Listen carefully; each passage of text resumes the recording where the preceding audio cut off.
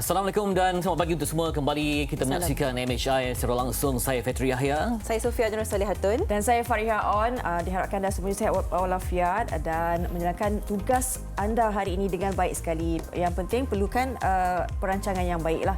Kadang kita merancang tapi segalanya tak berlaku dengan apa yang kita nak kan. Tapi sabar kerana itu antara yang mungkin kita lihat dugaan lah hari-hari kan apa yang kita perlu lalui. Betul tak Fetri? Betul, dan juga ini perjuangan yang cukup panjang sebenarnya sebab sehingga hari ini kita tak dapat lagi pegah keputusan yang mutamat. Di samping kita hanya mengharapkan supaya ada keajaiban dan juga mungkin proses mencari vaksin dalam kita menempuhi COVID-19 yang belum berkesudahan.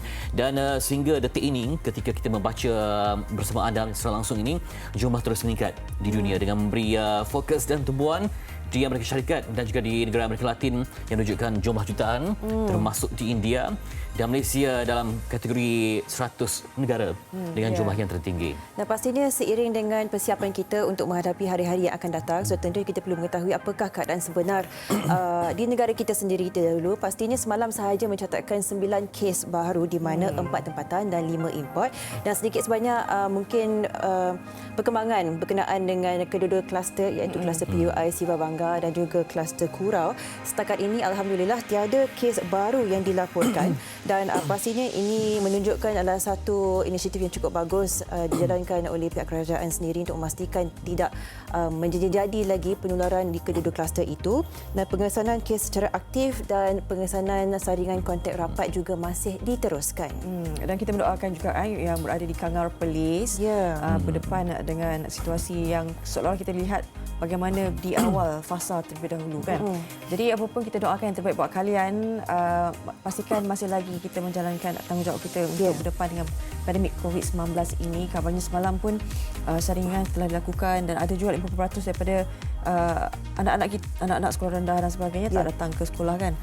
Yang penting bagaimana menjaga keselamatan anak-anak, kesihatan anak-anak, dan kita jugalah terutamanya warga emas. Teruskan SOP yang telah kita kenakan untuk membantras ataupun untuk memutuskan rantaian COVID-19 ini.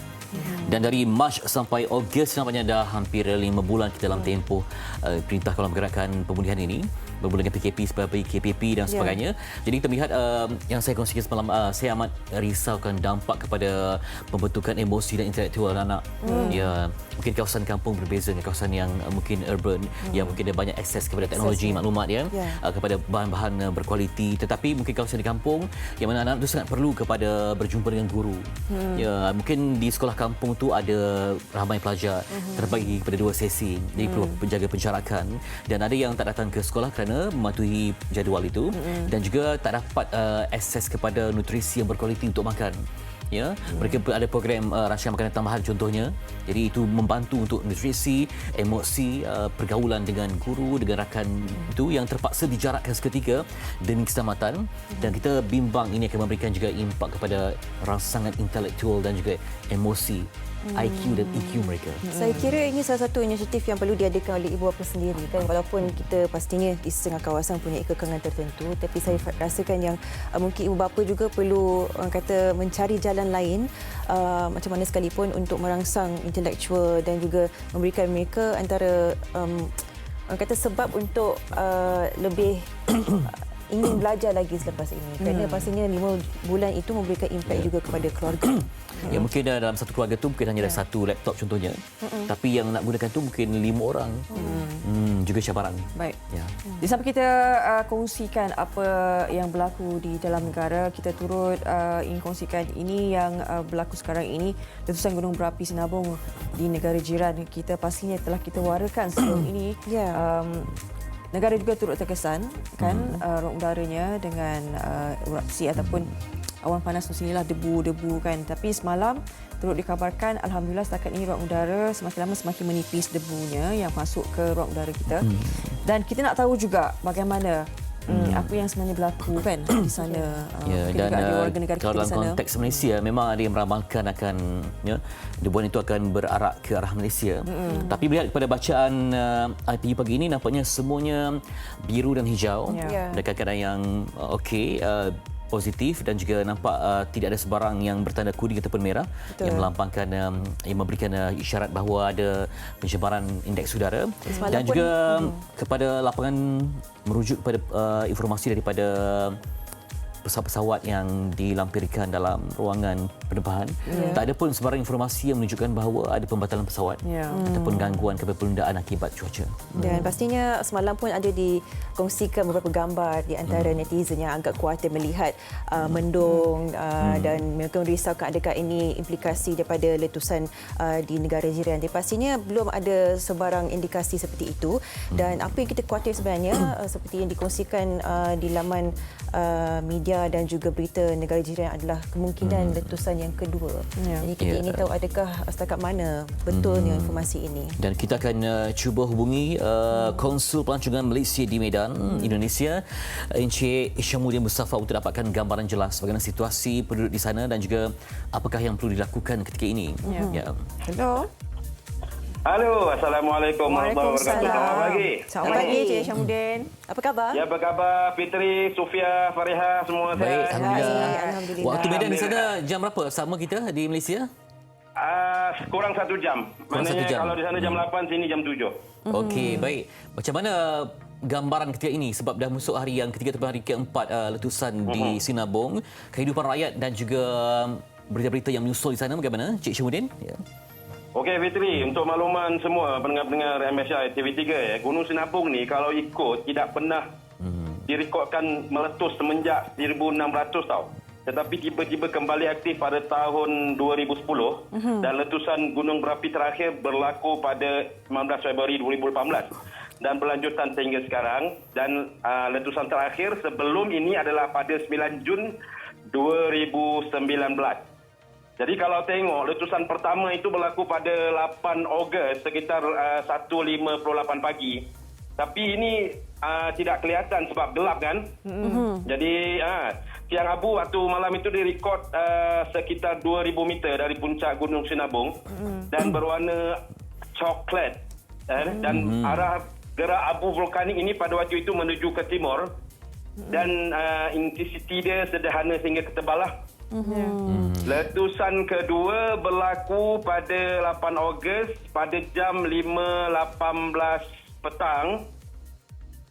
Dan ini sebenarnya kami lihat sendiri kebetulan Letusan kedua ini kebetulan saya dan juga Konsul Jeneral Malaysia di Medan bersama dengan 2 lagi rakan kami dalam perjalanan pulang daripada Aceh menuju ke Medan. Dan kami melalui jalur darat daripada Kota Chane ke Brastagi. Dan saat itu kami membincangkan, oh ini Sinabung pagi tadi meletus. Kita tengok depan mata kan. Mungkin jarak sekitar dalam 7 ke 8 kilometer di hadapan. Itu jelas. Dan letusan kedua itu betul-betul berlaku di hadapan mata. Wow. So subhanallah kami melihat keajaiban yang berlaku di mana letusan itu di hadapan mata dan pada ketinggian 1,000 meter. Dia agak kecil pada yang kedua ni. Dan juga bergerak ke arah timur dan tenggara. Dan amplitudenya pada waktu itu durasi hanya sekitar 2.18 saat lah. So kebetulan dan kami dapat rakamkan. Video kami itu juga disiarkan di dalam Medan Talk, IG yang popular di sinilah. Makanya So, kalau keadaannya sekarang di sana, kalau kita lihat kalau letusan ni berterusan kan hujan debunya sampai ke kawasan mana? Kalau tengok yang jadi teruk ni pada keadaan hari yang ketiga ni. Di mana 8 Ogos, bukan 8 Ogos, pada 10 Ogos. Apa yang berlaku? Ya. Letusan itu berlaku 2 kali pada jam 10 dan 11 pagi. Yang ini agak tinggi, di mana debu dia tu mencecah sehingga 5,000 meter. Oh, bahaya. So, dan ini yang ajaibnya di Medan ini kami tidak ada di debu dia tu tak turun di Medan. Oh ya, turun di mana? Okey, yang agak teruk akibat letusan daripada gunung berapi ini adalah Kecamatan Namanteran, Brastagi dengan Merdeka. Baik. Dan kalau dilihat di wilayah Brastagi ataupun Merdeka ini juga dihujani abu vulkanik dari Sinabung. Kami juga dapat merakamkan sebab kami lewat jalur itu kan, jalan itu malam, hampir petang Jadi kami singgah ke si debu-debu. Debu-debu ni kawasan air panas lah untuk melihat keadaan tu. Jadi debu tu memang agak pekat di sekitar kawasan Brastagi. Namanteran, Brastagi ni dan juga Merdeka. Baik. Dan kalau dilihat yang terjejas teruk ini adalah kawasan-kawasan yang di mana seperti Kota Tebing Tinggi, okey.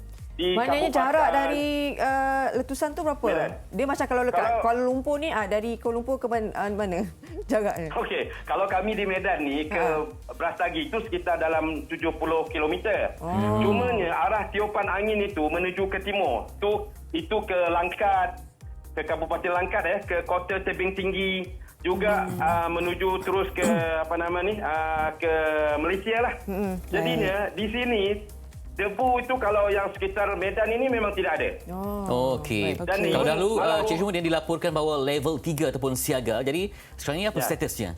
Kalau melalui Sekarang ni masih lagi pemerintah? tidak ada perubahan. Masih lagi dalam status amaran status 3. Ya. Okey. Maknanya masyarakat tidak boleh melakukan kegiatan di daerah yang mana terjejah lah.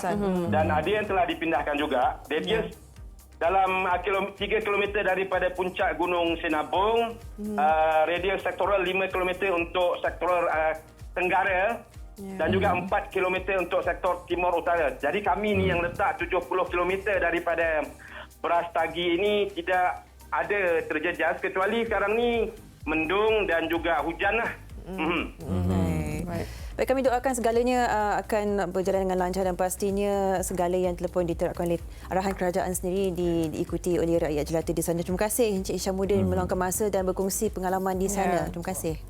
Alhamdulillah, terima kasih TV3. Terima kasih Fitri, Sofia, Ya. Faria. Terima kasih. Ya, Baik. terima kasih Cik Kembali. Syamudin. Okey, Itu dia. Assalamualaikum. Bila kali terakhir sampai ke Medan? Saya tak pernah sampai Medan lagi. Tak pernah sampai. Saya tak pernah. Kali terakhir? Itulah 2005. 25. Itu pun untuk ke Aceh buat liputan tsunami. Ya. Tak pernah sampai. Pada masa saya tak pernah sampai lagi. Sebab itu saya ingat masa itu masih lagi bandara Polinesia.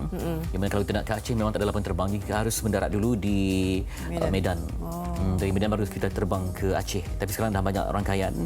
Okey, tapi tadi disebutkan bahawa masih lagi dalam level ataupun peringkat siaga ataupun level 3. Yang mana penduduk harus juga berhati-hati sebab ada kemungkinan letusan yang berulang. seterusnya, ya, Mungkin tak sekuat yang berlaku pada awal Ogos lalu, tapi kita juga bimbang kerana sifat gunung berapi ini di luar jangkaan bila masa boleh meletus. Dan sebelumnya kalau kita melihat keadaan sebegini di negara jiran, kita akan khawatir sekiranya ada gempa bumi ataupun tsunami yang melanda negara kita. Tapi setakat ni laporan daripada Jabatan Meteorologi menunjukkan tiada sebarang aktiviti begitu dikesan dan pastinya kita mendoakan segala yang terbaik bagi Itu perubahan dia. cuaca Dan di sana. seandainya terkesan pun kita harus melihat dari jarak 1,000 hingga 5,000 meter. Barulah mungkin akan diisytiharkan bahaya juga kepada penerbangan yang terbang di kawasan ketinggian berkenaan. Baik, selain daripada kita hubungi Cik Syamudin Mustafa, kita juga mendapatkan penduduk berhampiran Gunung Sinabung, seorang warga Indonesia yang berada di sana di Kabupaten Karo. Ya. Arman Putra. Selamat pagi. Assalamualaikum. Ya. Selamat pagi, Arman. Assalamualaikum. Salam. Warahmatullahi wabarakatuh. Arman Putra di Kabupaten mana? Masih di Karo atau di sekitarnya? Ya, kita masih di Kabupaten Karo. Kita petugas pengamatan Gunung Api Sinabung. Ya. Okey.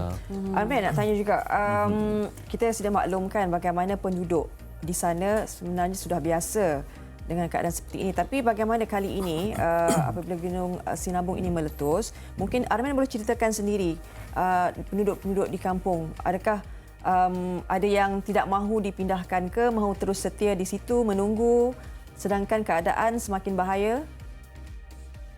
Iya. Untuk erupsi atau letusan kemarin ini tanggal 10 tergolong cukup besar dan masyarakat di sini terdampak oleh abu yang cukup banyak dan sebagian masyarakat mengeluhkan karena banyaknya tanaman mereka yang rusak. Dan untuk masyarakat yang dekat memang ada yang tidak mau dipindahkan karena mereka merasa betah di dekat Gunung Api Sinabung. Ya. Arman, kita melihat video rakaman yang dirakam oleh Arman sendiri agak dekat ya sebenarnya kita melihat jaraknya daripada rakaman Arman sendiri, apa perasaan ataupun keadaan pada ketika itu ketika Arman merakam? Adakah teruk, gegarannya yang boleh dirasai? Bagaimana? Ya, perasaan cemas juga atau takut ketika melihat gunung api ini meletus besar karena dampaknya ini akan sangat besar kepada masyarakat. Dan jarak saya yang merekam itu, saya berada di jarak 8,5 kilometer dari puncak gunung api Sinabung. Tak jauh ya? Jadi bagaimana dengan proses penyiraman abu ataupun pembersihan kawasan? Di samping warga juga harus memakai mask untuk keselamatan. Bagaimana? Ya, masyarakat untuk penyiraman abu dilakukan oleh pemerintah setempat dan juga tentara bersama dengan polisi. Dan juga untuk pemakaian masker sudah dibagikan sekitar 10.000 masker untuk masyarakat yang terdampak oleh abu vulkanik. Okay. Bagaimana informasi yang akan disampaikan kepada penduduk di sana kan? Sebab kan ada bacaan setiap hari, perlu bacaan dan amaran dikeluarkan. Informasi itu disampaikan bagaimana kalau di kawasan yang terdekat? Ya, kami informasikan di masyarakat di sini agar selalu berhati-hati setiap mendekat ke arah Gunung Sinabung. Dan kami sarankan tidak perlu mendekat ke Gunung Api Sinabung karena Gunung Api Sinabung bisa meletus atau erupsi sewaktu-waktu. Adakah terdapat kawasan-kawasan yang diumumkan oleh kerajaan Indonesia sendiri untuk mencari tempat-tempat perlindungan yang sememangnya jauh daripada lokasi gunung berapi itu ke bagaimana? Ya, tempat-tempat lokasi yang dicari dari di sini sudah ada. Ketika Sinabung erupsi besar, kemungkinan masyarakat akan diungsikan lagi ke tempat-tempat yang lebih aman. Baik. Pak Arman, sebagai mungkin maklumat kita di sini, apa barangkali persepsi daripada orang tua-tua ya, nenek moyang berkaitan dengan Gunung Sinabung ini? Ya, persepsi dari nenek-nenek moyang di sini selalu berhati-hati terhadap kita karena Gunung Api Sinabung ini selalu hidup atau selalu erupsi untuk sampai saat ini.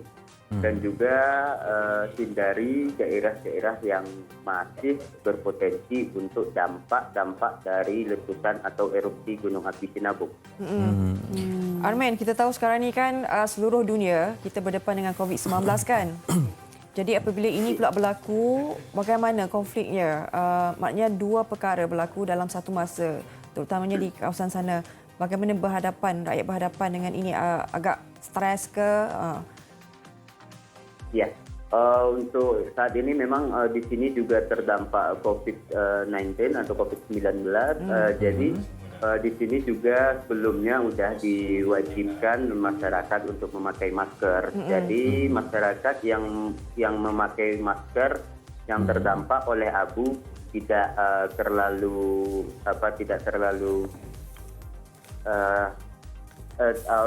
biasa. Jadi sudah terbiasa memakai masker untuk sampai saat ini. Ya, jadi maksudnya kehidupan berjalan normal di sebalik adanya letusan?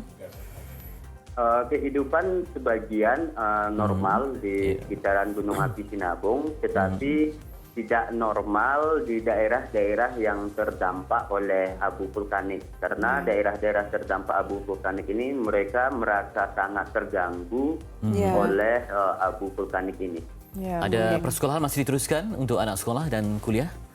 Untuk anak sekolah dan kuliah untuk sampai saat ini masih libur karena berhubung COVID ini, jadi masyarakat anak sekolah masih libur sampai saat ini. Baik. Terima kasih atas laporan yang diberikan. Jaga diri Arman. Ya, terima kasih. Terima kasih. Baik, itu sedikit perkongsian daripada Arman. Kebiasaannya memang itulah dia.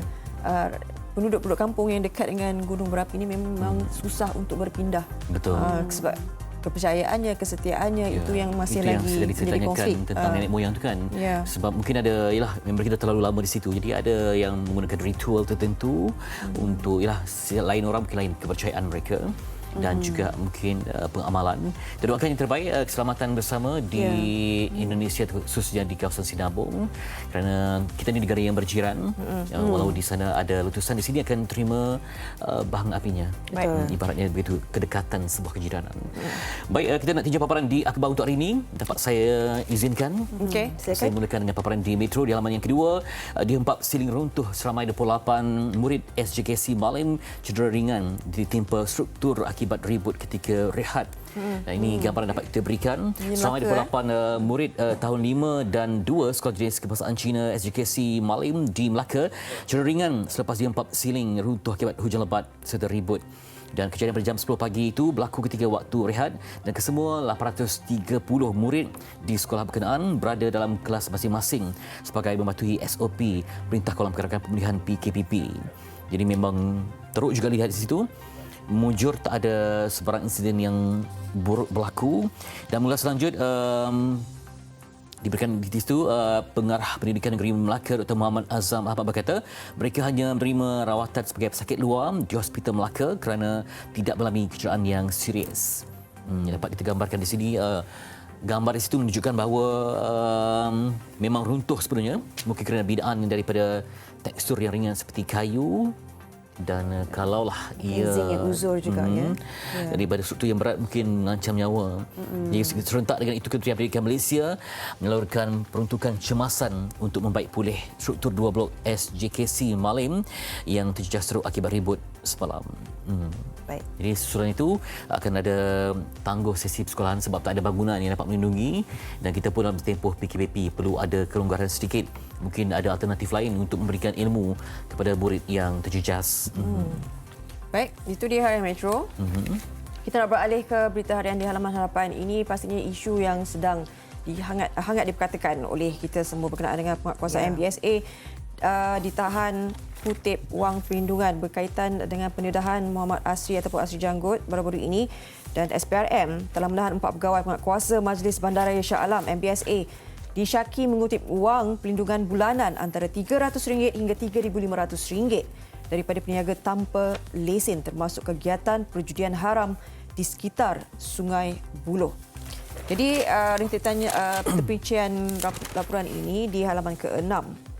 Katanya pegawai penguatkuasa berusia antara 36 hingga 49 tahun itu turut disyaki mengutip menerima wang perlindungan itu, dan mereka ditahan daripada 3 pegawai penguatkuasa dari MBSA Cawangan Sungai Buloh dan seorang daripada MBSA Shah Alam.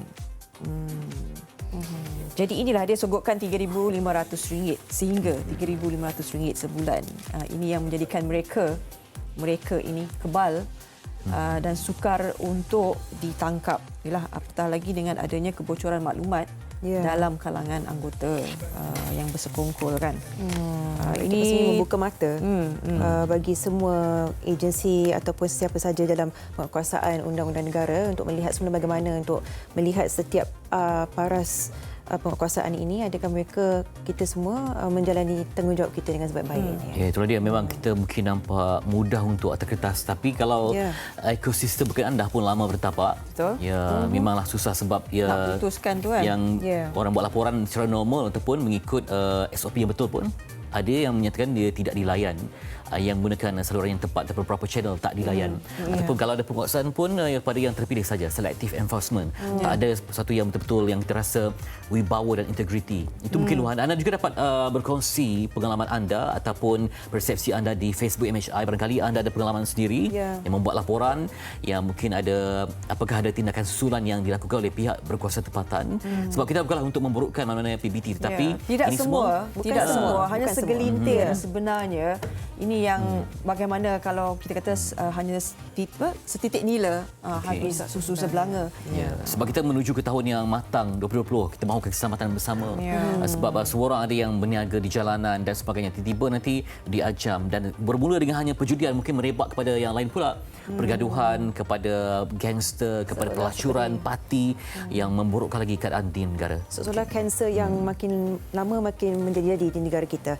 Baik, kita akan bincangkan lebih lanjut berkenaan topik ini sebentar saja lagi, tapi kita akan masuk dulu berkenaan dengan perkongsian di New Straits Times, A New Hope, harapan baru.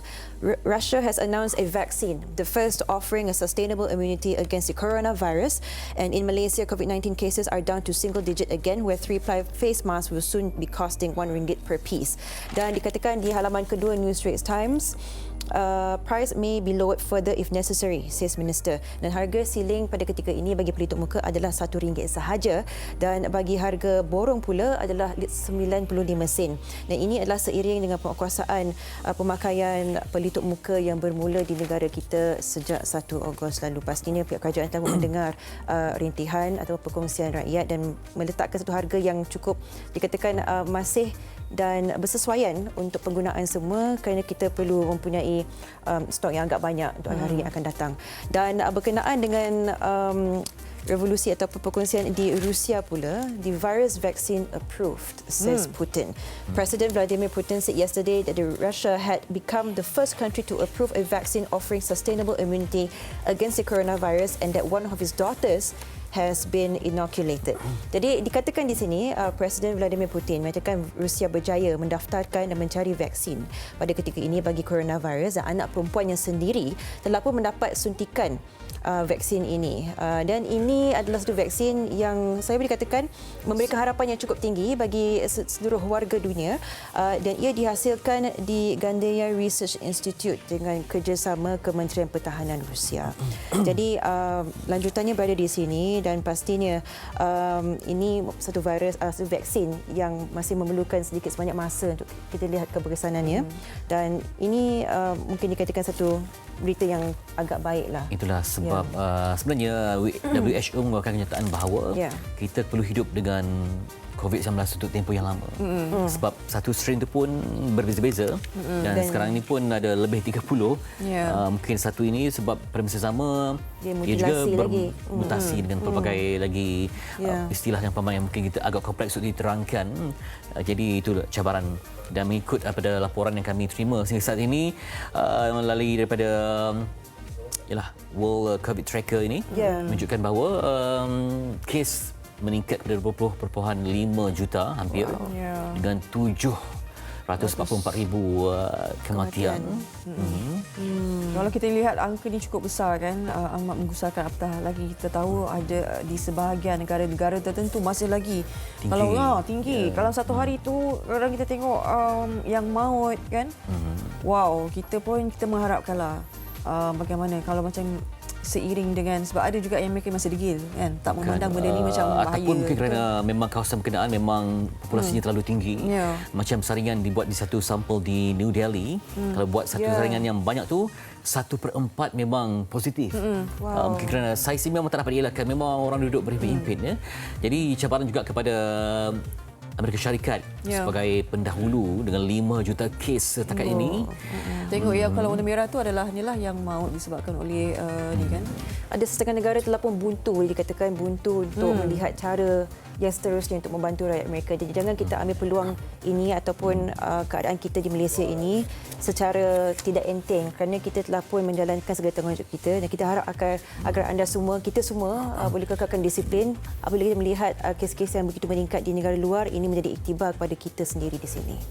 Baik, seimbas di utusan Malaysia yang di-Pertuan Agong Al-Sultan Abdullah Haryatuddin Al-Mustafa Billah Shah berkenan menyampaikan titah pada Majlis Anugerah Persatuan Penulis Sukan Malaysia 100 Plus 2019 yang disiarkan melalui rakaman video yang berlangsung semalam.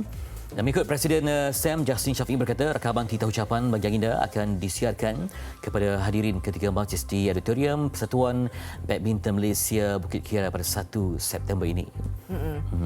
Baik, nanti kita sekejap lagi nak berehat. Tapi sebelum tu, hari ini kita kongsikan juga apa yang kita akan bincangkan berkenaan dengan pengisian MHI hari ini. 12 Ogos, hari ini Hari Gajah Sedunia semuanya. Kan? Dah sebenarnya dah sambut Hari Gajah Sedunia sejak 2012. Betul. Jadi nanti kita bawakan juga pengisian berkenaan Hari Gajah Sedunia. Apa nama tempat yang ada gajah? Wan Shang Pahang. Tak nama tempat. Memang gajah. Nama gajah. Batu Gajah, Kampung Gajah. Alur Gajah. Alur Gajah. Alur Gajah. Okey, juga tak sebut gajah tapi ia merujuk pada gajah iaitu setiawan. Ini menunjukkan dia setia kawan, gajah yang betul setia pada sahabat. Wow. Okey. Saya sebagai orang manjung berkongsi. Baik. Okey. Kita juga ingin mewawarkan kepada anda semua berkenaan dengan soal rakyat minggu ini. Pastinya membincangkan berkenaan isu malam ini, isu kebocoran maklumat dan dakwaan pecah amanah di kalangan anggota pasukan keselamatan dan penguatkuasaan. Dan bersama Datuk Ayub Han menangani musuh dalam selimut malam ini jam 11 malam di TV3. Ya, bersama dengan rakan tugas iaitu Farihan akan mengendali dan mengupas secara terperinci tentang isu ini yang penting untuk keselamatan negara. Sebelum kita berehat, saya mengajak anda untuk sama-sama minum air. Sebab kita bimbang keletihan haba dan juga strok haba. Cuaca sekarang memang panas. Malam pun, siang, petang, pagi memang berbahang. Kalau anda berada di luar sekejap saja memang bahaya. Jadi tak boleh ada aktiviti di luar kawasan. Terutama sesi petang untuk anak sekolah. Pukul 3 petang kalau kita bersukan memang pengsan. Okay. Dan nanti kita akan juga berkenaan dengan isu pendedahan Asri Janggut. Semuanya selepas ini. Pastikan setia bersama dengan kami di MHI.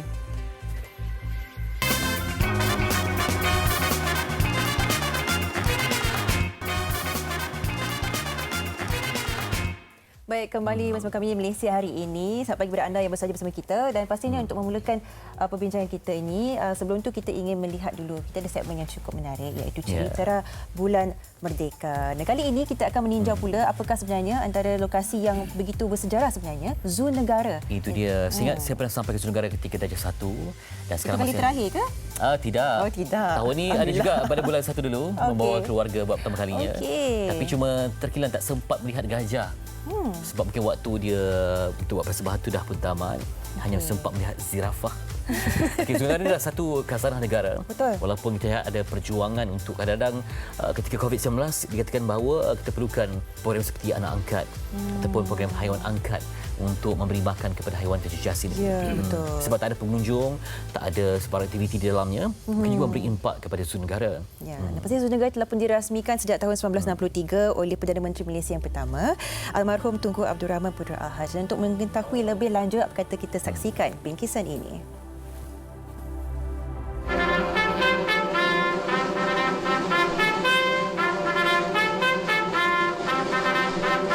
Tanggal 31.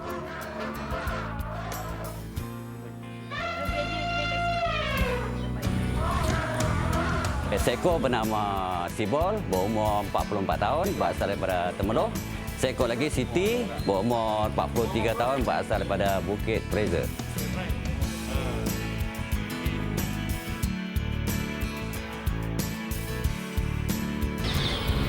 Ditubuhkan pada 14 November 1963, Zoo Negara merupakan lokasi penempatan 476 spesies mamalia, burung, reptilia, amfibia dan ikan. Ia mula dirasmikan oleh Perdana Menteri Malaysia yang pertama, almarhum Tunku Abdul Rahman Putra Al-Haj. Zoo berkeluasan 110 ekar ini menjadi lokasi kunjungan orang ramai, terutamanya pada hujung minggu dan cuti umum. Antara haiwan yang menjadi tumpuan di sini ialah gajah, mamalia yang dipamerkan sejak tahun 1988. Meskipun diambang kepupusan, ketelitian penjagaan haiwan ini masih diterapkan demi kelangsungannya. Abdul Halim Johari ialah petugas yang menjaga 2 ekor gajah bernama Siti dan Sibol. Kedua-dua gajah ini mula dijaga Halim sejak 8 tahun lalu. Rutin harian di Seksyen Gajah. Yang pertama, kita pagi, kita akan cek keadaan kondisi night quarters. Yang kedua, kita akan cek kesihatan gajah. Beginilah rutinnya setiap pagi, memastikan kandang haiwan ini bersih dan selesa. Gajah ni penjagaan dia rumit sikit. Dia perlukan kasih sayang, kena belayan perlahan-lahan. Kita tak boleh berkasar dengan gajah. Tepuk dia, panggil nama dia. Haiwan seberat hampir 4 tan ini turut dimandikan setiap hari selama 10 hingga ke 15 minit. Ia bertujuan menyejukkan badan mamalia darat terbesar ini. Sambil dimandikan, tahap kesihatan gajah-gajah ini turut diperiksa. Saya ambil masa lebih kurang dalam 3 bulan. Barulah saya boleh rapat dengan gajah, barulah dia mau mengikut arahan. Sebab gajah ni dia susah menerima orang baru sebagai kawan dia. Selagi dia anggap kita sebagai musuh, kita tak boleh rapat dengan dia. Setelah selesai gajah ini dimandikan dan penjaga-penjaga akan memberi makan sekurang-kurangnya sebanyak 300 kg buah-buahan ataupun sayur-sayuran akan diberi pada setiap hari. Sama-samalah kita menjaga kelestarian gajah. Sebab gajah juga perlukan kehidupan seperti manusia. Jadi kalau kita dah ambil rumah dia tu, contoh dia hutan tu, kita dah merampas hak dia. Makin hari makin pupus dia akan pindah ke tempat lain. Mungkin hari ini kita boleh tengok gajah, tak mustahil 20 tahun akan datang gajah akan pupus kerana kerakusan manusia.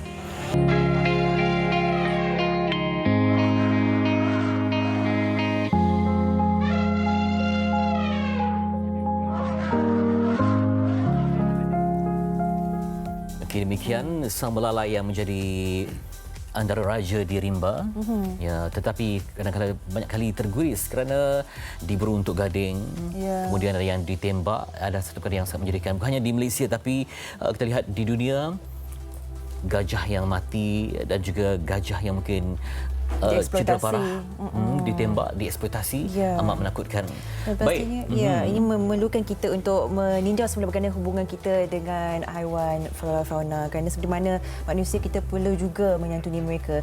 Kita lihat bikisan tadi ini menunjukkan hubungan manusia dengan haiwan itu adalah cukup penting. Dan hari ini juga 12 Ogos adalah Hari Gajah Sedunia dan kita ingin meninjau sebenarnya apakah konflik atau hubungan antara manusia dan gajah sendiri. Bersama kita hari ini Encik Salman Saaban, Pengarah Perhilitan Johor. Assalamualaikum. Waalaikumsalam. Sihat ya? Alhamdulillah sihat. Seperti berjanji duanya.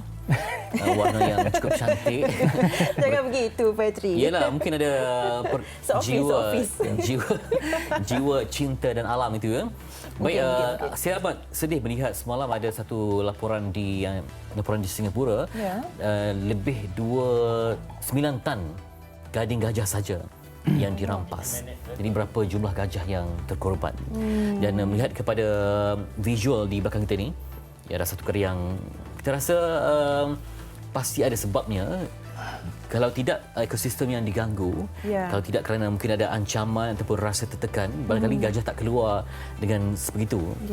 Mungkin banyak teori, banyak mungkin pendapat ya daripada penduduk kampung sebagainya, tapi mengikut kajian ilmiah lah daripada pihak perhilitan, apa yang berlaku bila mana gajah masuk kampung, gajah naik minyak itu, pasti ada petanda dan sebab akibatnya. Silakan Cik Salman. Terima kasih.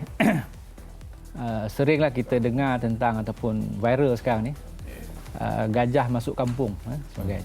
Jadi sebenarnya banyak faktor yang mendorong perkara tersebut. Pasal di dalam dunia ni, untuk gajah Asia, pasal Malaysia ni ada gajah Asia, ada 13 buah negara yang ada gajah Asia. Dan masalahnya sama sebenarnya.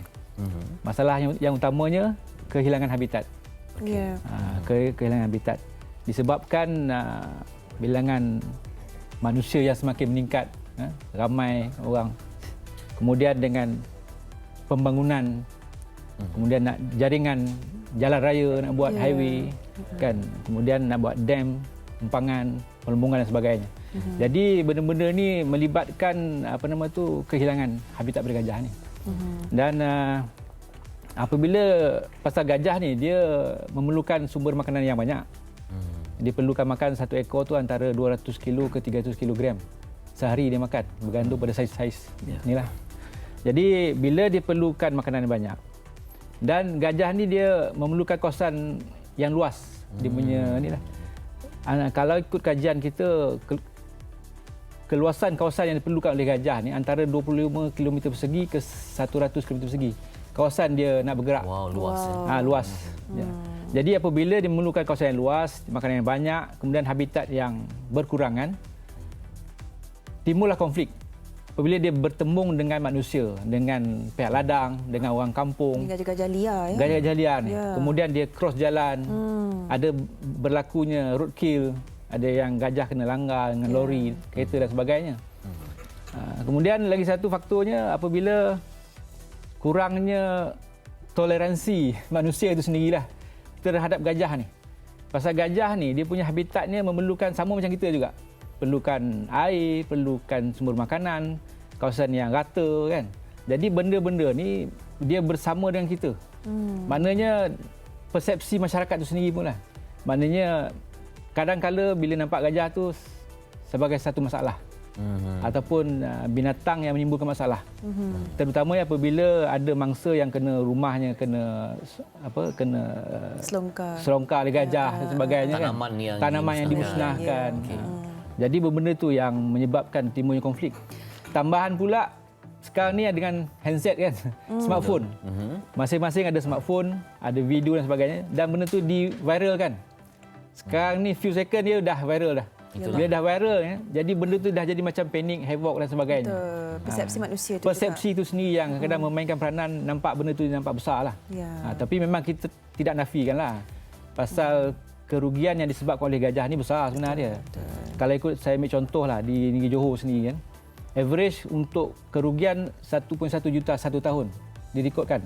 Wow. Untuk yang gajah memusnahkan ni. Yang kelapa sawit, dusun dan sebagainya. Jadi bagaimana sebenarnya kita nak menyantuni kerana seiring dengan teknologi, perkembangan dunia sebagainya, kita tak boleh menafikan itu. Tapi masa yang sama kita macam mengambil hak gajah pula, kawasan dimakan dan pelindungan dan sebagainya. Jadi bagaimana kita nak sampai balance ataupun menyeimbangkan situasi ini, Cik Sama? Dia ialah nak seimbang tu memanglah keperluan manusia tu sentiasa berubah kan, tinggi dan sebagainya. Dan gajah dia pun perlu hidup. Cuma sekarang ni kita cuba nak promote untuk coexistence, maknanya sama hidup dengan gajah. Yang pentingnya kita perlu lihat masalah tu sebagai satu peluang untuk kita. Sebagai contoh, katakanlah di antara Jeli ke Gerik memang banyak gajah tu lah. Situ memang kawasan dia. Kita boleh gunakan kawasan tersebut sebagai ekopelancongan. Kita boleh buat package untuk tengok gajah waktu malam dan kita boleh tahu di mana gajah tu melintas. Dan kita guna itu sebagai peluang untuk membangunkan sosio-ekonomi penduduk yang ada dekat situ lah. Peluang tapi bukan sebagai ancaman ya? Bukan. Sebagai contoh lah di Johor saya daripada Johor. Kita sekarang ada projek panggil Johor Elephant Sanctuary. Okey. Jadi di Johor Elephant Sanctuary ni konsep dia di mana kita cuba conserve gajah secara in situ. Kita sediakan habitat yang sesuai untuk gajah. Dan gajah-gajah kumpulan gajah di hutan Simpang Panti tu yang menimbulkan masalah, kita akan kita sediakan sumber makanan dia dekat situ. Dan kita akan buat pagar elektrik di Kampung Lukut sana, Kampung Temenin dan sebagainya yang biasa menerima gajah masuk kampung. Dan apabila kita sediakan habitat sesuai dengan gajah, gajah akan datang situ, kita sediakan tempat dia mandi, salt lick dan sebagainya. Dan orang ramai boleh datang situ untuk aktiviti ekopelancongan. Dan orang kampung boleh dapat di segi boleh buka gerai, semua makanan, buat kafe dan sebagainya. Baik, bagi kawasan yang dah betul terjejas akibat pembangunan yang tak dapat dielakkan. Jadi berlaku ancaman kepada gajah. Mungkin kerana dia rasa habitat dia telah pun diganggu. Apakah cara untuk menghijrahkannya ke kawasan yang lain tanpa dia naik minyak, tanpa ada serangan kepada penduduk di sekitar? Ialah kita actually bila ada isu gajah ni, salah satu tindakan jabatan kita tangkap dan pindahkan gajah tu. Kan?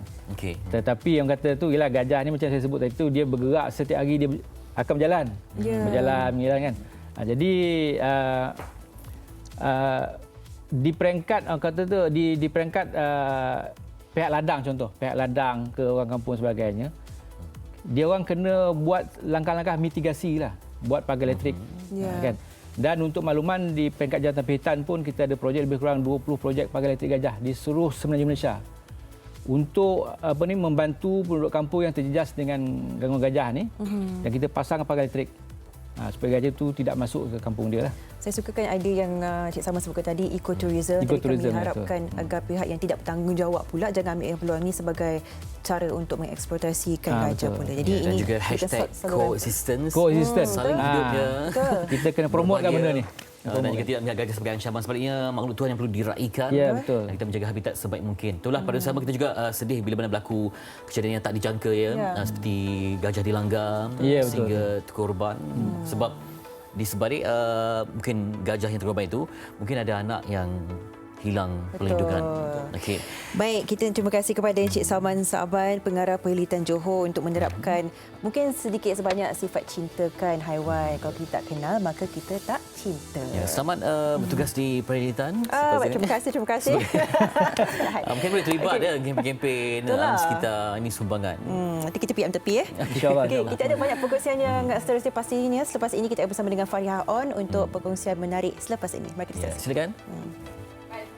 Sofia dan juga Fatri, kita nak bincang berkenaan dengan ini satu lagi, bagaimana membawa hala tuju industri kreatif memberi sokongan kepada mereka yang ingin menceburkan diri dalam industri kreatif dan juga perniagaan seni ini, bukan sahaja merancangkan industri ini tetapi merancangkan ekonomi negara juga.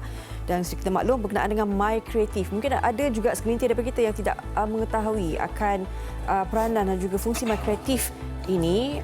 Oleh itu kita nak bersama dengan tetamu kita hari ini, Cik Riza Sayan, Ketua Pegawai Eksekutif My Creative Venture. Selamat pagi. Terima kasih bersama kami. Terima kasih. Okey. Difahamkan juga My Creative ini memang terlibat secara langsunglah dalam penjana Saya.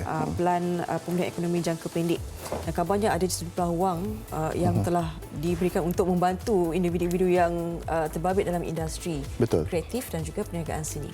Sebelum tu Cik Iza, mungkinlah boleh kiranya kita nak tahu juga My Creative ini kan, fungsinya, peranannya dalam membangunkan industri kreatif. Okey, terima kasih Fariha. My Creative Ventures ni adalah anak syarikat MKD, Menteri Kewangan diperbadankan, dan juga di bawah salian ataupun kelolaan KKMM, Kementerian Komunikasi dan Multimedia Malaysia.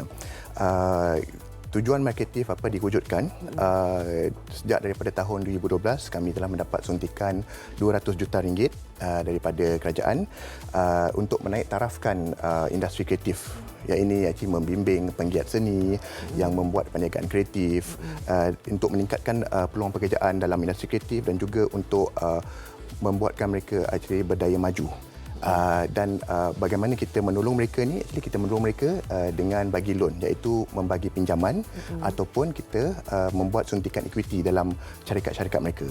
Maksudnya ini antara inisiatif yang diberikan. Betul. Ada lagi ke ataupun program inisiatif yang disalurkan kepada mereka yang ingin memohon, kalau misalnya nak terbabit dalam industri ni kan, kadang-kadang tak tahu, kita ada idea, Cik Riza, tapi bila cakap alamak mana nak dapat kewangan ni.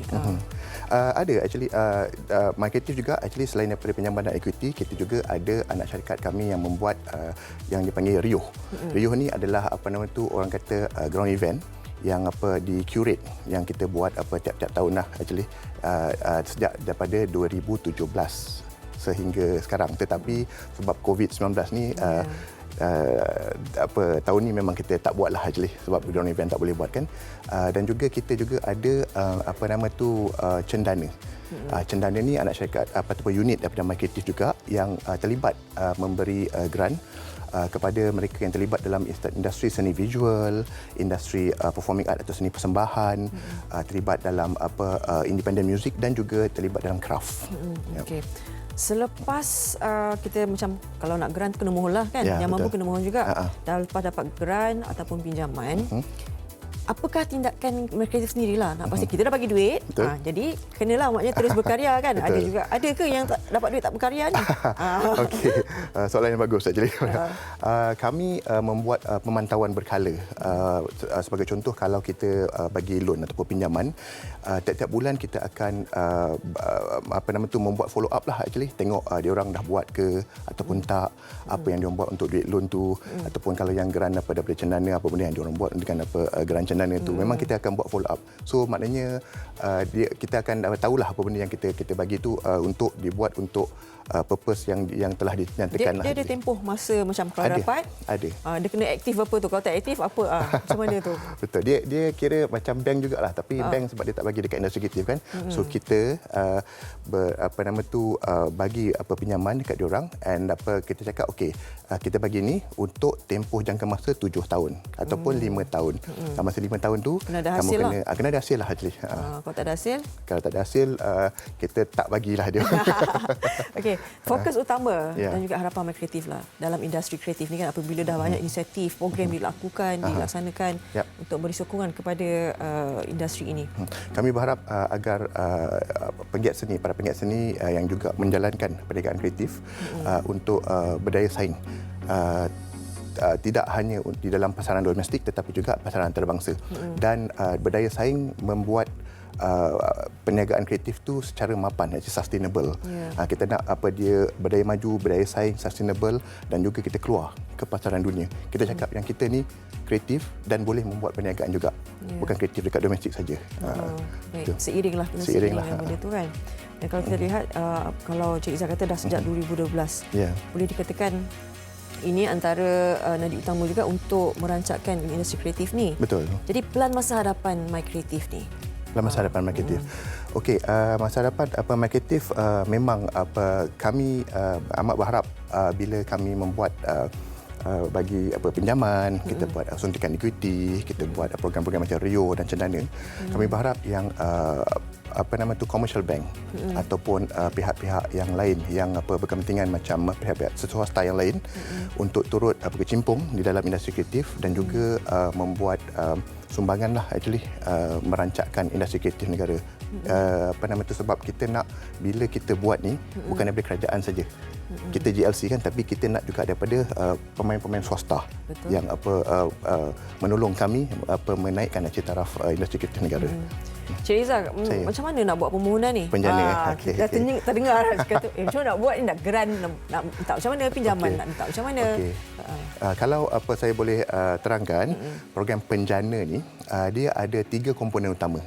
Satu ialah loan sebanyak 100 juta, satu lagi ialah grant sebanyak 50 juta dan satu lagi ialah training. Training ni kita panggil digital velocity training, latihan laju digital. Yang training ni sebenarnya untuk adaptasi ke normal baharu lah. So banyak artis-artis kita, penggiat seni yang terkesan daripada COVID-19. So that kita nak bagi training ni dekat diorang so that dia boleh adaptasi kepada normal baharu. Kita buat training ni together bersama dengan Google, bersama dengan Facebook dan juga Yes.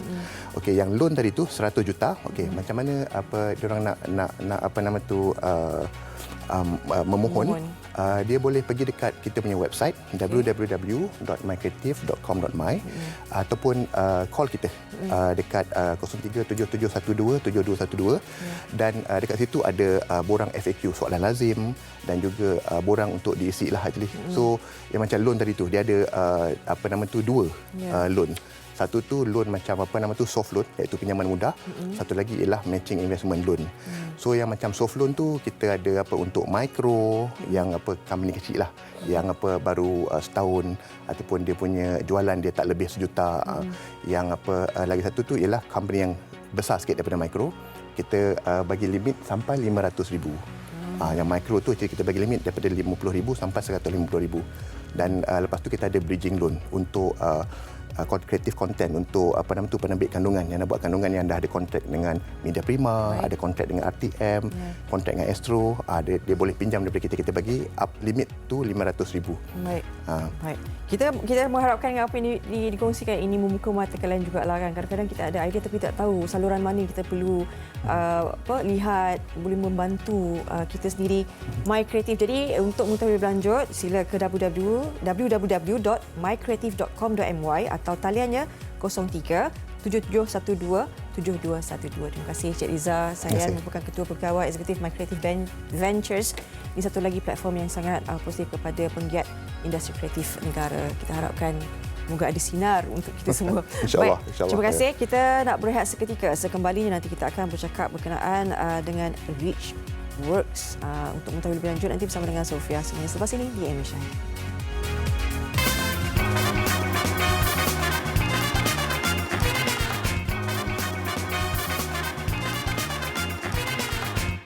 Baik, terima kasih kerana serta bersama kami di Malaysia hari ini. Dan bagi segmen kali ini, kita ingin meninjau sebenarnya bagaimana suatu movement ataupun pergerakan ini boleh membantu ramai lagi rakyat Malaysia untuk melihat peluang-peluang yang terbaru untuk mencari dan menjana pendapatan. Dan bersama kita hari ini, Encik Raz Muhammad Timbalan, Naib Presiden Kanan Rich Works International Sdn Bhd. Assalamualaikum. Waalaikumsalam warahmatullahi wabarakatuh. Sihat hari ini? Sihat, alhamdulillah, superb. Alhamdulillah. Hari ini penuh energi pada pagi tadi lagi. Penuh energi. Penuh Bagus. energi.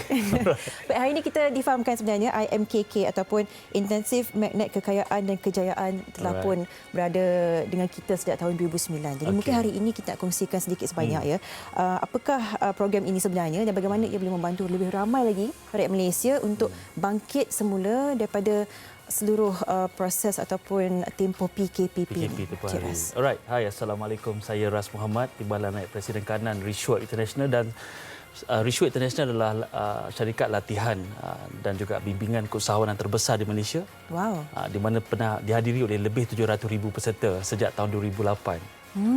Jadi selama 12 tahun kerja kami bantu nation untuk ubah hidup mereka daripada biasa-biasa menjadi luar biasa. So kalau kita nak cerita pasal Intensif Magnet Kekayaan Kejayaan ni, this is a program yang kita baru saja lancarkan a few weeks ago, 2 weeks ago, di mana program ini akan diadakan selama 3 hari pada 29 hingga 31 Ogos 2020. Tak lama lagi ni? Tak lama lagi. Dan program ini sebenarnya we are giving away this program. Sebenarnya kita seru balik program ini datang. Dulu program ni pernah ditamatkan pada tahun November 2018. But sekarang ni because of saya rasa PKP memberi kesan yang sangat teruk pada semua orang. Dan dari PKP itself kita membantu the whole nation kita memberi program-program percuma. Kita dah membantu 100,000 orang hanya during PKP sahaja. Wow. Dan ini adalah kemuncaknya, insya-Allah. Dan program MKK ini basically satu-satunya program bertaraf antarabangsa yang diinspirasi sendiri oleh pengasas kami dan juga mentor usahawan Dr. Zosman, dan pernah dihadiri oleh lebih 100,000 orang semenjak tahun 2009. Alhamdulillah, ramai tu ya. Ramai. Dan kalau nak dijadikan satu gambaran buat mereka yang ingin memperbaiki kehidupan mereka, apakah sebenarnya pengisian ataupun apa yang mereka boleh pelajari menerusi IMKK? Okey, baik. Menariknya IMKK ini adalah sebenarnya satu program yang sebenarnya mengajar kita step langkah demi langkah untuk mempunyai kebahagiaan dalam kehidupan. Bagi memastikan kalau kita berniaga pun kita bahagia, kita berjaya. Dalam kerjaya pun sama juga. Dan antara pengisian dalam IMKK lah sebenarnya pertamalah bagaimana untuk kita mengenali masalah dalam kehidupan kita, so that bila kita mengenali dan kita boleh tackle benda tu. Contohnya kita juga bagaimana untuk kita memahami konsep 5K. Kejayaan, kekayaan, kebahagiaan, keberkatan dan juga kesihatan.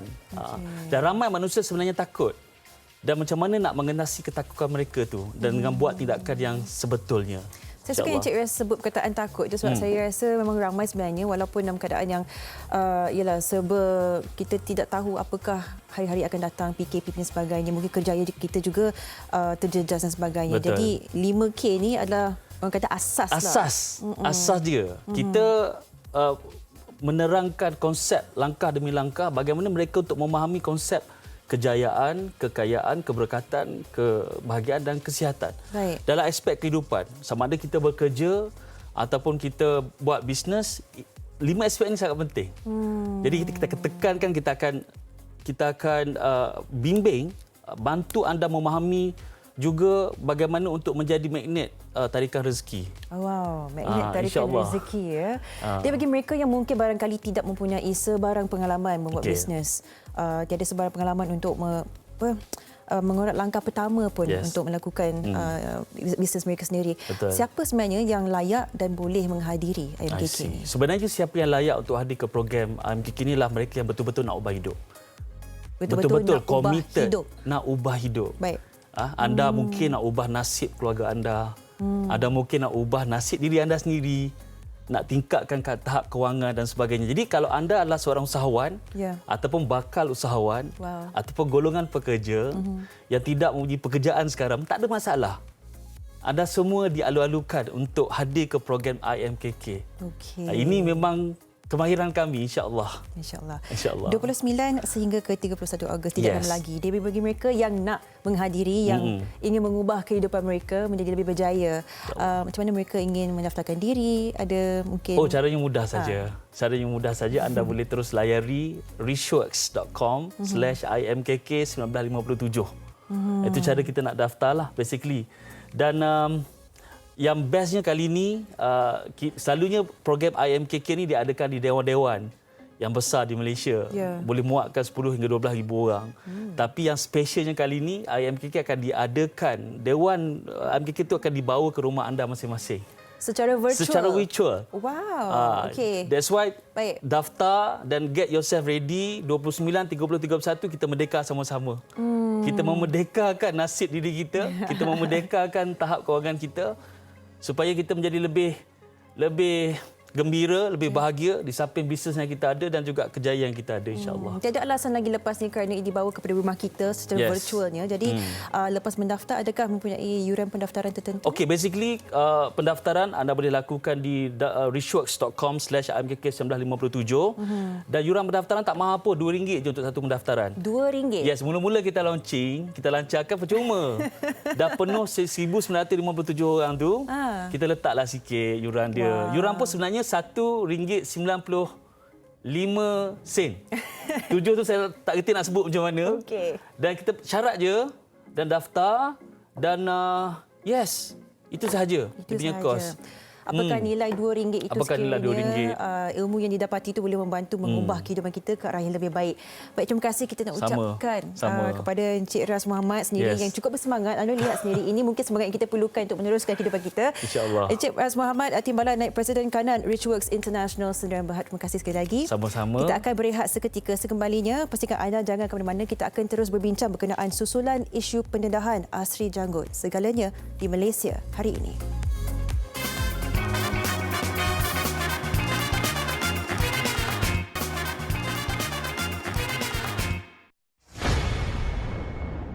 Saya mohon kepada netizen jangan kecam PDRM melampaui batas. Jangan.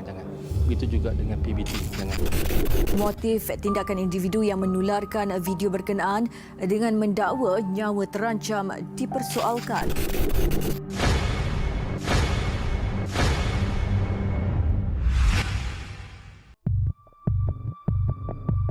Baru-baru ini, tular dua video di laman sosial Facebook memaparkan kegiatan perjudian, aktiviti penjualan rokok seluduk dan perniagaan haram dalam kalangan warga asing.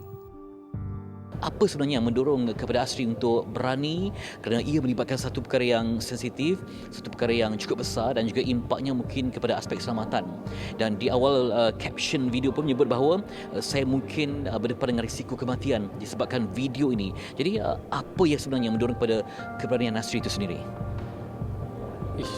Keberanian itu sebenarnya datang daripada Allah lah. Sebenarnya Allah yang atur tu. Saya bukan orang berani sebenarnya, tapi macam saya cakap tadi, tak ada skrip, tak ada apa, terus capai telefon, terus cakap benda yang macam tu. Tapi ada pihak mengatakan bahawa kita juga perlu membuat strategi. Betul. Ataupun dengan disokong oleh pihak yang ada mengetahui seandainya apa yang berlaku, jadi mereka tahu apa yang dilakukan untuk jaminan keselamatan untuk diri, pekerja, keluarga. Jadi apakah Asri membuat perancangan dan juga persediaan sebab ia perkara yang bukan main-main dalam isu ini? Buat masa sekarang ni belum ada persediaan apa-apa, tetapi pihak polis sedang membantu saya menjaga keselamatan saya macam tu. Kita perhatikan PBT beri pelbagai kecaman. Impak itu juga memberikan sesuatu yang tidak baik kepada keseluruhan pentadbiran yang melibatkan PBT. Okey, macam saya cakap tadi, sebenarnya Allah tengah selamatkan kita. Allah tengah selamatkan maruah PDRM, Allah sedang selamatkan maruah PBT yang sebelum ni dicakap belakang-belakang. Sebenarnya dengan benda ni berlaku, hari ni kita nampak banyak yang berubah. Banyak betul yang berubah, banyak dah makin sedar and then support oleh netizen lagi sebenarnya. Kalau saya tak cucu, diam-diam, saya rasa kalau diorang hapuskan saya, siapa pun tak tahu. Dengan kita, kamu datang jokar-jokar, tengking-tengking. Tapi mesin judi beroperasi sampai pukul 1, pukul 2, pukul 3, kamu tak nak ambil tindakan. Zaman sekarang ni zaman spontan. Spontan tu kadang-kadang dia lebih berkesan macam tu. Macam you rasmi, you banyak dia punya SOP dia kan. Macam kita, masyarakat sekarang dia lebih kepada macam ni lah, TV, YouTube. Benda ni dah berlaku tak dapat diulang balik. Sri rasa apa? Lega, puas hati, redha ataupun apa yang sering bermain di fikiran? Sebenarnya saya kena hati-hati. Saya tidak boleh terlalu melampau bercakap. Saya tidak bercakap benda yang sama sehingga akan datang kebosanan. Kalau saya salah percaturan, maka mungkin saya akan lupa diri. Kalau jika saya mengharapkan pujian, maka kemusnahan untuk diri saya. Baik, terima kasih Asri Suri Temu Bual. Laporan lanjut dan Temu Bual langsung dalam MHI seketika nanti. Itu Itu dia dia. laporan terjah dari Ahmad Fitri Yahya. Patutnya ada 50 soalan tapi kita nak bawakan Sri pagi ni tapi ada sedikit halangan. Ya. Apa pun tadi dah dapat gambaran anda semua dah pun menonton video berkenaan sebab sejangka dah cecah 7 juta tontonan. Ya. Dan hari ini kita membawakan Ketua Aktivis Persatuan Pengguna Islam di CPPIM, Datuk Nazim Johan ataupun Tok Ki. Terima kasih. Ya. Pagi, lama tak jumpa. Itulah. Tak laku lama. Ini topik yang panas dan hangat. Barulah kita nak orang yang hebat. Sebagai pendamping setia lah. Sebab semalam saya bertanya kepada Asri, bukanlah tiba-tiba tindakan drastik terus video. Sebab ada susulan sejak bulan 5 lagi ketika Ramadan, sebelum itu lagi dah banyak kali dibuat laporan gunakan proper channel, gunakan saluran yang rasmi tapi tak ada tindakan. Malah ketika membuat laporan itu dikatakan bahawa pekerjanya juga macam disindir, diugut. Katakan ini stall untuk meniaga burger, tiba-tiba diparking, ditutup, dilindungi. Seperti tahu ada kebocoran maklumat laporan sampai ada ugut. Bos, you bagi tahu.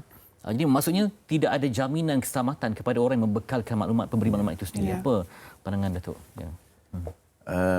Apa yang kita hadapi di Malaysia hari ini adalah satu culture. Culture kalau kita lihat daripada sudut penguatkuasanya, benda ini dah lama. Polis dah 200 tahun. Jadi budaya itu turun, dia sampailah kita hari ini. Jadi kita pula mungkin terdedah dengan pasukan contohnya yang orang kawan-kawan kita di pasukan ini. Kita kadang-kadang mungkin kita tak setuju. Pasal kita rasa ambil duit apa benda macam-macam kan. Tapi kita kena tahu juga keadaan dia macam mana. Bukan kita nak membetulkan saya. Kebetulan saya pun ada keluarga polis lah. Jadi kita fahamlah juga keadaannya. Satu tekanan, lepas tu kadang-kadang dah budaya, kadang-kadang orang datang. Kadang-kadang kita kata, contohnya saya rasa saya baik. Tapi saya baik ni pasal tidak diuji lagi. Kalau diuji tak tahu entah jadi apa pun tak tahu. Jadi kita kena lihat masyarakat ini ni dia terdedah dengan berbagai benda. Saya semalam kebetulan duduk dengan kawan saya seorang OCPD. Dia kata datang ni, grup-grup ini datang, satu orang nak bagi 30,000. Ada 5-6 sindiket. Kaya ni. Itu baru satu orang. Jadi kalau dah 5-6 orang, macam-macam lagi. Jadi kita pun tak tahu macam mana terdedahnya kita. Tapi maknanya bukan kita menyokong, tapi pada yang dapat bertahan, alhamdulillah cukup kita hendak. Tapi yang tak bertahan pun kadang-kadang disebabkan tekanan. Tekanan yang berbagai-bagai dalam masyarakat yang menyebabkan kita kadang-kadang kecundang. Baik. Saya nak lihat apa tindakan yang dilakukan oleh Asri itu kan. Ada yang menyokong dan ada yang mengecam.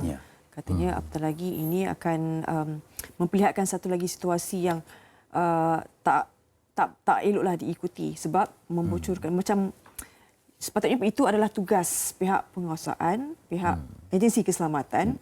Tapi bila kita tahu Asri sebenarnya kronologinya dia dah buat laporan di dalam macam tadi Fadi katakan. Tapi tak mendapat kerjasama. Bagaimana Datuk melihat macam mana kita tahu macam tadi kata siapa lagi saya nak percaya kalau bukan polis. Adakah tindakan ini macam saya rasa ini adalah tindakan nekat yang terakhir dilakukan. Betul.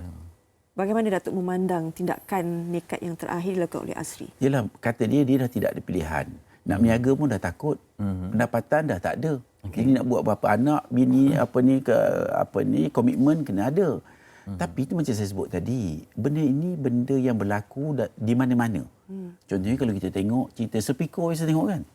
Sampai hilang masa dia kena lari pasal dia berdepan dengan keadaan yang begitu. Jadi dan faktor manusia adalah faktor paling penting.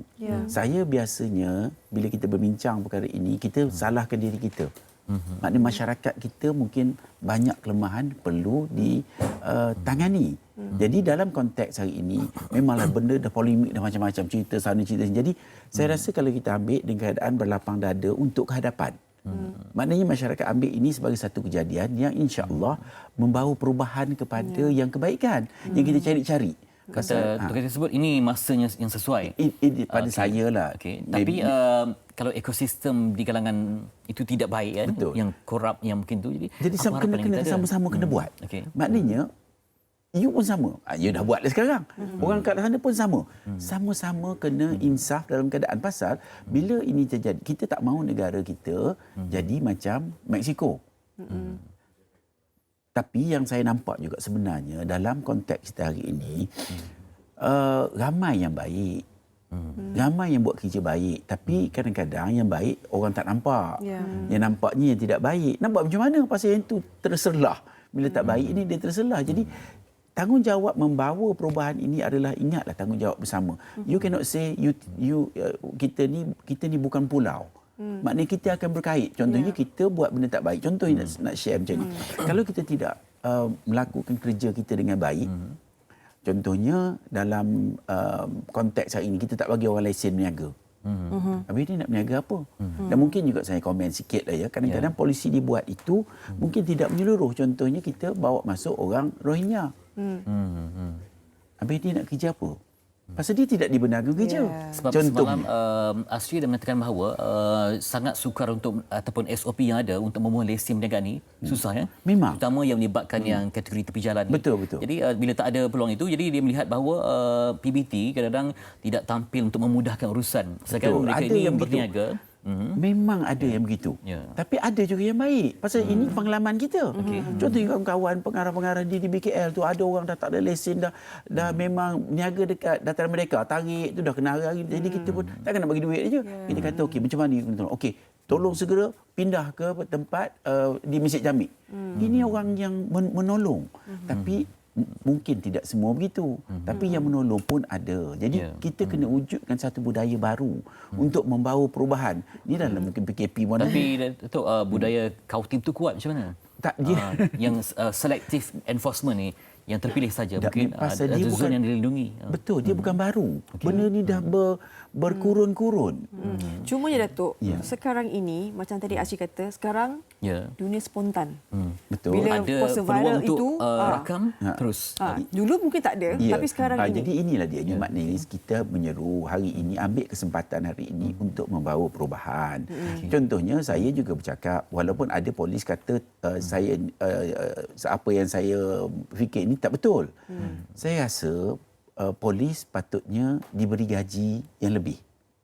Pasal ada satu ataupun penguasa. Macam mana kalau jadi warden gaji kurang pada 1,500? Jadi kita nak bekerja, saya pun kalau duduk kat situ saya silap saya lebih daripada orang lain pun. Pasal dah tak ada pendapatan, tak ada. Bini kat rumah, kalau bini-bini lagilah masalah.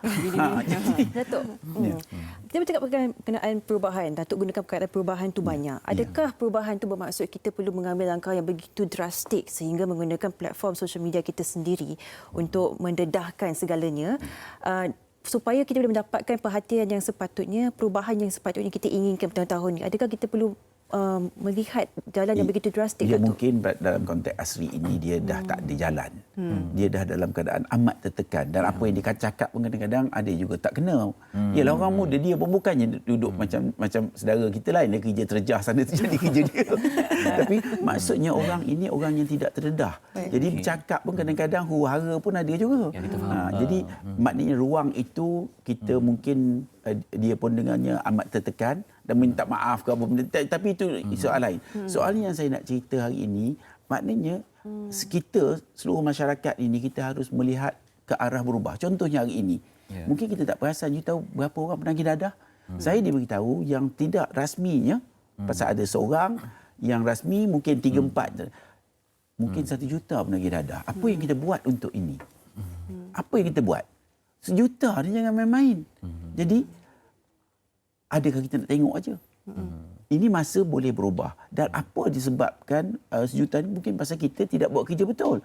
Saya rasa juga ada juga penguatkuasa yang tidak melaksanakan tanggungjawab sebagai manusia.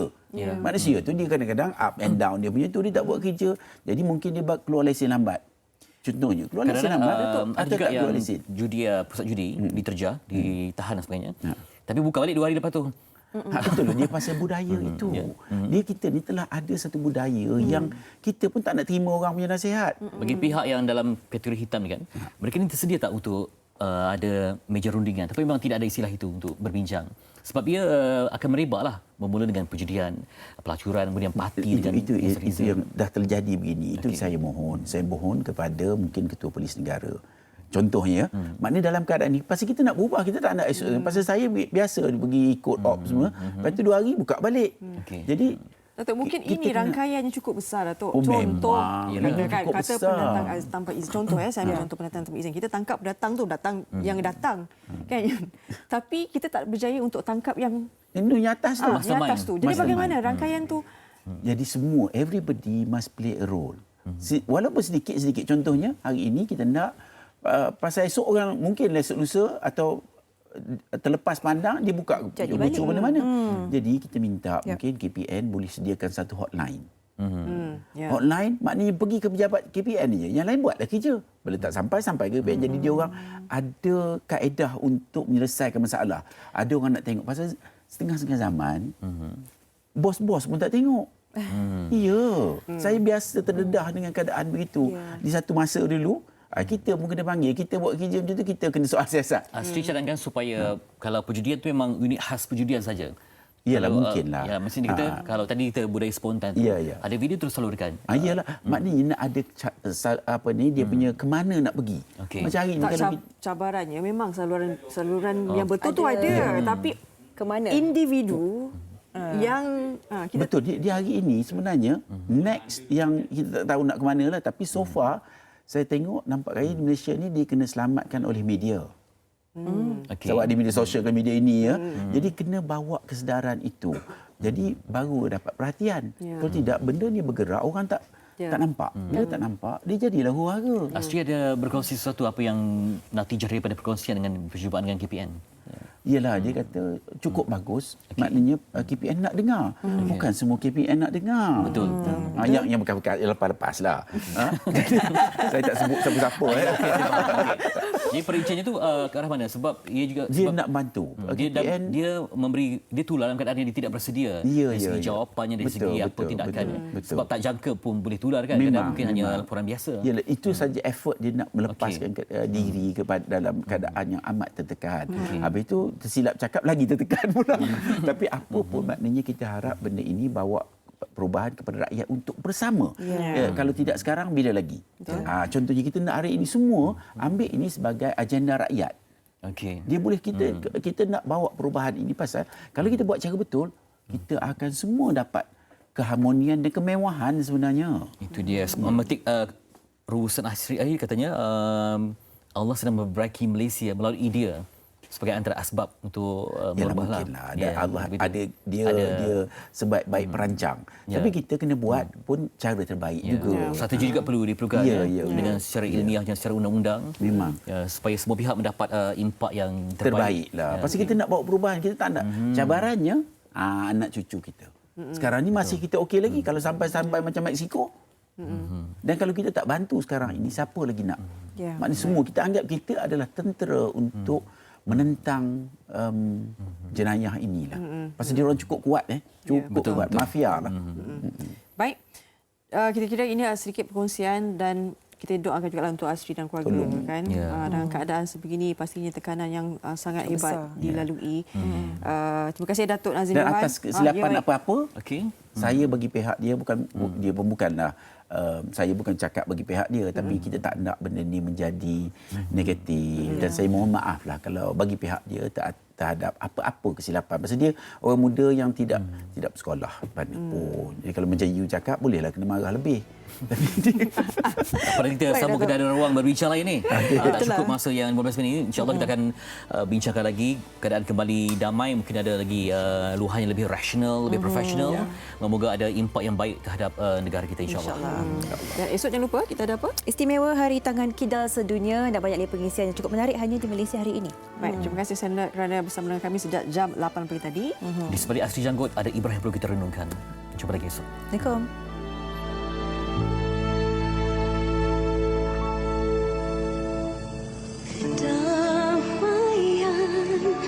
Milik kita bersama,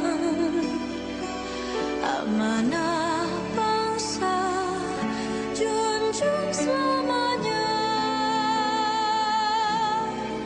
Abadikanlah jiwa dan ragamu, teguh sinar cahaya